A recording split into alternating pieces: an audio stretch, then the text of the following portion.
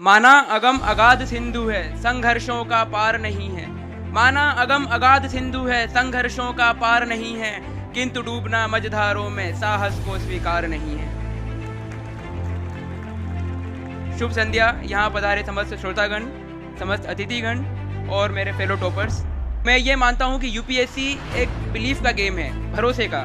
भरोसा पहला अपने आप पर, क्योंकि आप ये एग्ज़ाम देने वाले हो।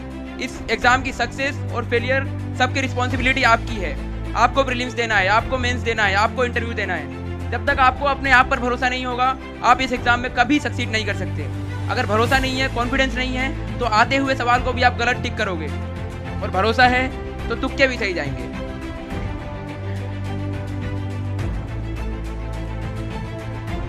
दूसरा भरोसा भगवान पे, क्योंकि मेहनत सब करते हैं और मैं मानता हूँ कि मुझसे ज़्यादा मेहनत यहाँ बैठे समस्त मेरे फेलो टॉपर्स ने किया है। पर मुझे ये 93 रैंक हासिल हुई है पहले ही अटेम्प्ट में। इसका श्रेय मैं पूरा भगवान को दूंगा, क्योंकि मेहनत में भले अगर गलत डायरेक्शन में भी हो, उनके यहाँ सब काउंट होता है। अगर मैंने गलत डायरेक्शन में मेहनत की है तो भी अगर मैंने मेहनत की है तो मुझे सफलता मिलेगी। तो मेहनत करो, लेकिन मेहनत के साथ भगवान पर भरोसा भी रखो। तीसरा भरोसा हमें मार्गदर्शन देने वाले समस्त प्राध्यापकों पर हमें होना चाहिए।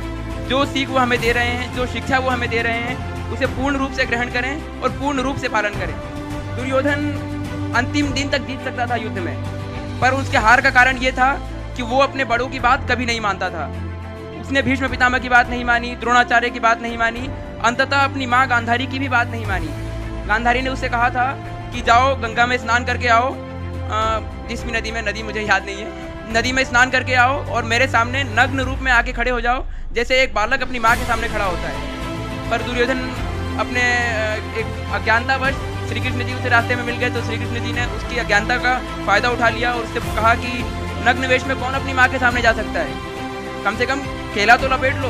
तो केले का जो पत्ता होता है वो उसने लपेट लिया और तब वो अपनी माँ के सामने गया। उसकी माँ ने, जिसने पूरे जीवन भर अपने आँख पर पट्टी बांध रखी थी, वो पट्टी पहली बार अपने बेटे के शरीर को वज्र का बनाने के लिए उसने अपनी आँख की पट्टी खोली और अपनी आँख में जितनी भी उसकी शक्ति थी, जो पवित्रता थी, जो सतीत्व था, उससे अपने बेटे के पूरे शरीर को वज्र का बना दिया।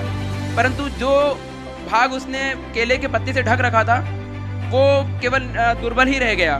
तो इसलिए आगे जाके उसकी जब भीम से उसका युद्ध हुआ तो उस दुर्बल जगह पर भीम ने वार किया और दुर्योधन की पराजय हुई। तो अपने बड़ों का कहना यदि उसने मान लिया होता तो दुर्योधन 18वें दिन नहीं, पहले दिन ही जीत गया होता।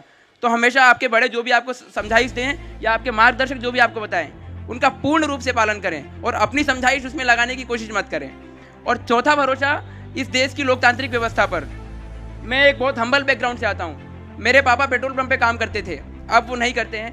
तो उसके बाद भी यदि मुझे ये सक्सेस मिली है तो मैं इसका श्रेय अपनी कंट्री की डेमोक्रेटिक स्ट्रक्चर को भी देना चाहता हूँ, क्योंकि हमारी कंट्री का लोकतांत्रिक व्यवस्था ऐसी है जिसमें मेरे जैसे व्यक्ति को और मुझसे भी कई अधिक निर्धन व्यक्तियों को भी ये मंच मिलता है जहां मैं आपको संबोधित कर पा रहा हूं इतनी कम आयु में। तो मैं चाहता हूं कि ये हमारे देश की एक व्यवस्था भी इतनी मजबूत है जो हमारे पुरखों का दिया हुआ है, जिससे मुझे ये सफलता मिली है।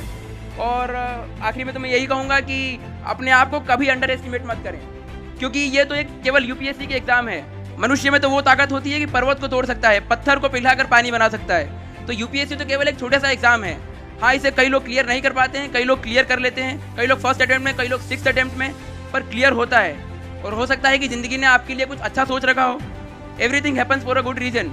आपके लिए कुछ अच्छा सोचा हो, इसलिए हो सकता है आप इस एग्जाम में सक्सीड नहीं कर पा रहे हो, पर भरोसा रखो। और मुझे भरोसा है आप पे और मुझ पे। आप पे इसलिए क्योंकि ये मराठाओं का एक संघर्ष का प्रतीक है पुणे। सिंहगढ़ के किले से आप प्रेरणा लो, शिवाजी से प्रेरणा लो, पेशवा बाजीराव से प्रेरणा लो और सिंहगढ़ के किले से प्रेरणा लो। मुझसे और हमसे प्रेरणा लेने की आवश्यकता नहीं है। ये पुणे आपको बहुत प्रेरणा दे सकती है। तो आप तो खुद पुणे के वासी हो, तो पुणे से प्रेरणा लो और इस एग्जाम में सक्सीड करो। और दूसरा भरोसा मुझे अपने आप पर है कि मैं एक सच्चा और अच्छा अधिकारी बन के दिखाऊंगा। मुझे किसी चीज़ का लोभ नहीं है। मैं केवल और केवल जनता के लिए ही काम करूंगा।